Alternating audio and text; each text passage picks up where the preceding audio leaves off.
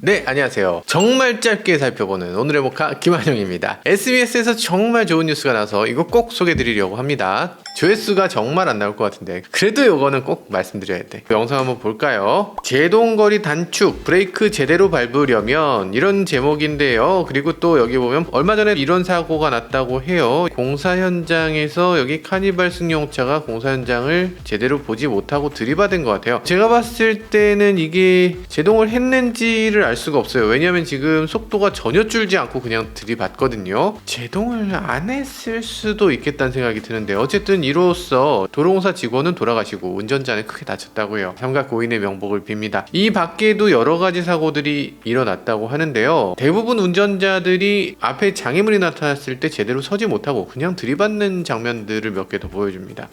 요렇게까지. 그래서 여기서 실제로 테스트를 해봅니다. 이 기자분 굉장히 운전을 잘하시는 분이에요. 지금 젊은 기자분이고, 그래서 지금 제동을 해보는데요. 제동 거리가 33.5m가 나왔습니다. 그런데 여기 카레이서가 같은 속도로 제동을 했더니 27.7m가 나왔다고 해요. 그러니까 6m나 먼저 선 거죠. 야, 6m 차이면 지금 여기서부터 저 벽 넘었는데 이 정도 차이라면은 사고가 날 것이 안 나는 정도의 차이. 만에 하나 들이받더라도 그 속도 차이가 어마어마하게 날 정도의 차이라고 볼 수 있습니다. 그러니까 이거 도대체 어떻게 해서 기자보다 카레이서가 더 먼저 서느냐, 이것에 대해서 얘기를 하는데요. 양상국 씨께서 브레이크 밟으시는 거 보면 압력이 100% 안 들어간다고 합니다. 제가 볼 때는 70-80% 밖에 안 들어가는 걸로 보여요. 이렇게 얘기하는데, 네, 이런 얘기를 하니까 어떤 분은 얘기하십니다. 양상국 개그맨이 지금 풀브레이킹을 하네? 개그맨이 차를 뭘 한다고? 라는 분이 계세요, 실제로. 근데 놀랍게도 양상국 씨는 그냥 개그맨이 아닙니다. 정말 진지하게 레이스에 참여하는 진짜 레이서예요. 포디엄에도 오른 적이 있고요. 얼마 전에 N 페스티벌에서 벨로스터 N을 가지고서 2위 차지했습니다. 이건 정말 엄청난 겁니다. 여러 다른 레이스들이 있지만 이 벨로스터 N 레이스, 아반떼 N 레이스, 이런 것들은 정말 피 터지는 싸움이거든요. 그래서 여기서 우승을 했다는 건 이건 인정해줘야 돼. 진짜 레이서입니다. 그것도 아주 잘하는 레이서. 그래서 지금 양상국 씨가 얘기하는 것처럼 이렇게 브레이크를 밟아야 된다, 이렇게 얘기를 하는데 어떤 분들은 얘기하십니다. 나만 급제동하면 뭐해? 내 뒤에 차는 급제동 못하는데 급제동하는 사람이 뒤에서 받치란 얘기냐? 이런 분도 계세요.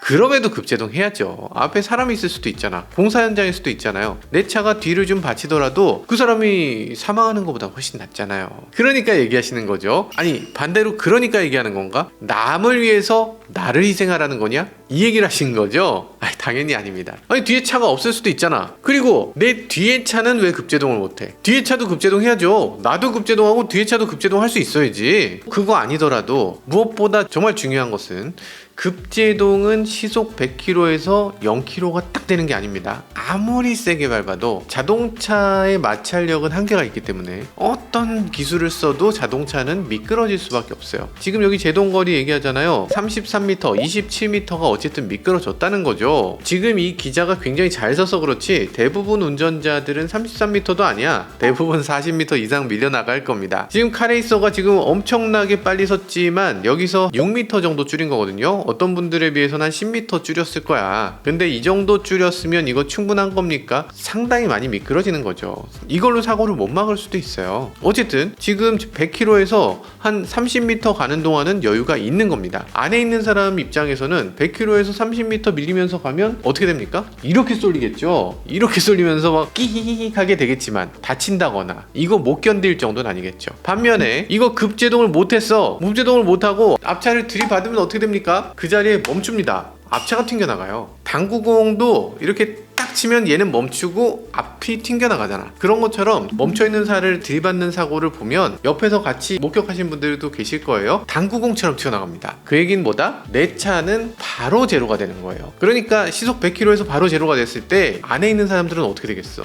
정말 크게 다치겠죠. 그리고 이 차가 갑자기 딱 멈췄어. 그러면 그 다음엔 어떻게 됩니까? 뒷차가 멈출 수 있어요? 여기 레이서가 와도 27m라고 했잖아요. 레이서가 와도 멈출 수가 없습니다. 앞에 앞차를 계속 보고 있었으면 모르겠지만 있지만 요즘 앞에 앞차가 안 보이잖아요. 앞차가 썬팅이 진하게 돼 있거나 SUV거나 이렇게 되면 안 보입니다. 그래서 앞차를 졸졸졸 따라가고 있는데 앞차가 그 자리 딱 멈췄다. 여기서 딱 멈추면 뒷차가 그냥 들이받는 거예요. 더 심각한 문제는 뭡니까? 앞차를 이미 들이받았잖아. 차의 앞부분은 이미 찌그러졌어. 크럼플 존이 없어진 상태가 됩니다. 만약에 뒷차가 이 차보다 무게가 더 무거운 차다, 그러면 그 운동 에너지로 밀고 가버립니다. 그럼 사이에 끼게 되겠죠. 크럼플 존도 없는 상태로. 이건 정말 위험하겠죠.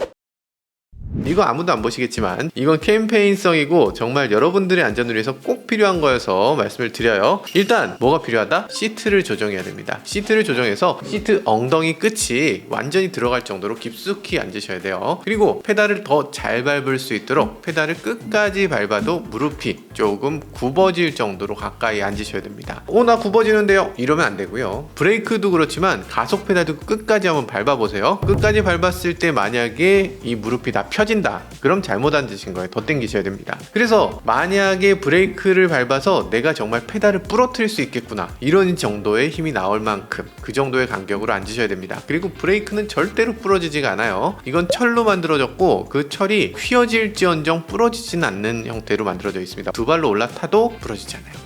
여러분들 급제동할 땐 뭐 해야 된다? 반드시 두 발로 밟으셔야 내가 페달 오인을 하는 사고를 막을 수가 있어요. 두 발로 브레이킹. 자, 그리고 두 발로 브레이킹 한다고 하면 뭔가 떠오르는 거 있죠? 레그 프레스라고 흔히 얘기하는 거 해보셨을 거 아니야? 아무리 운동 안 해도.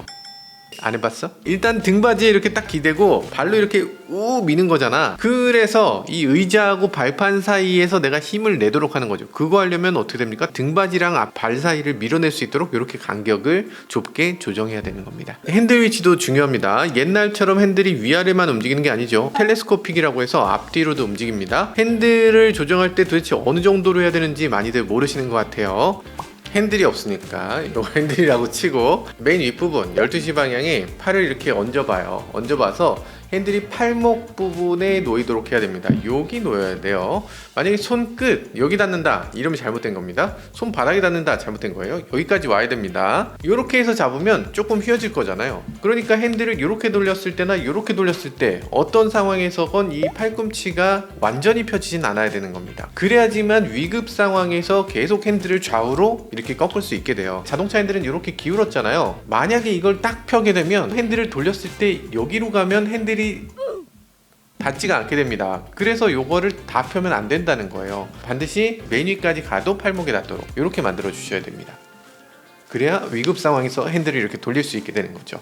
그리고 한 가지를 더 덧붙이자면 요즘은 에어백으로 인해서 상해를 입는 경우가 상당히 많습니다. 에어백이 터지지 않아야 되는데 터져도 문제, 터져야 되는데 안 터져도 문제. 이 에어백 자체가 전기가 되면 그럼 반드시 그 에어백에 어떻게든 상처를 입어요. 일단 좋은 경험은 아니지. 게다가 에어백에 너무 가까이 있으면 에어백으로 인해서 크게 다칠 경우도 있습니다. 그래서 에어백은 항상 최소 거리가 있는데 핸들을 이렇게 잡고 이렇게 운전하시는 분들 계시잖아요. 이렇게 운전하면 이 에어백으로 인해서 큰 상해를 입게 됩니다. 실제로 에어백은 가슴으로부터 25cm에서 30cm를 반드시 떼도록 돼 있어요. 줄자를 갖고 다니란 말이냐? 이럴 수 있는데 30cm면 두 뼘보다 약간 적은 정도, 이 정도라면 충분하다라고 보시면 돼요. 에어백 터지는 거 걱정해서 이렇게 운전하실 필요는 없어요. 저희 시승기를 보면서 제가 운전하는 게 아줌마 운전이라거나 운전 습관이 너무 잘못됐다 이렇게 지적해 주시는 분들 많이 계신데 걱정해 주시는 건 감사합니다. 근데 이게 정상 운전 자세예요. 안전을 위해서 여러분들 꼭 이렇게 해주셨으면 좋겠습니다.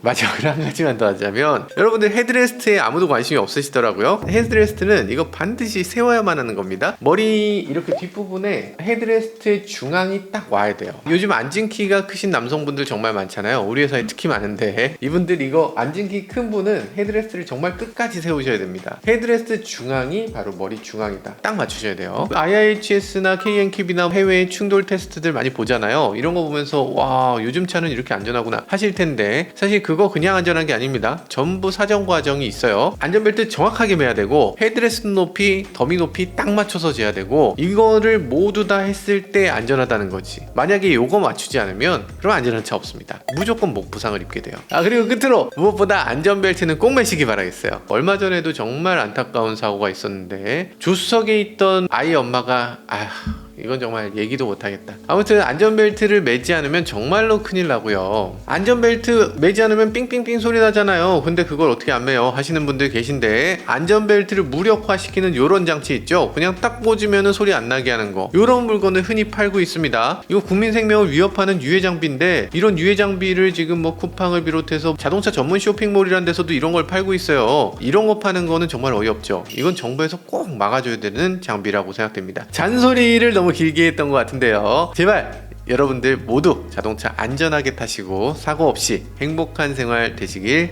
진심으로 바랍니다. 지금까지 저는 모카 김한용이었습니다. 감사합니다.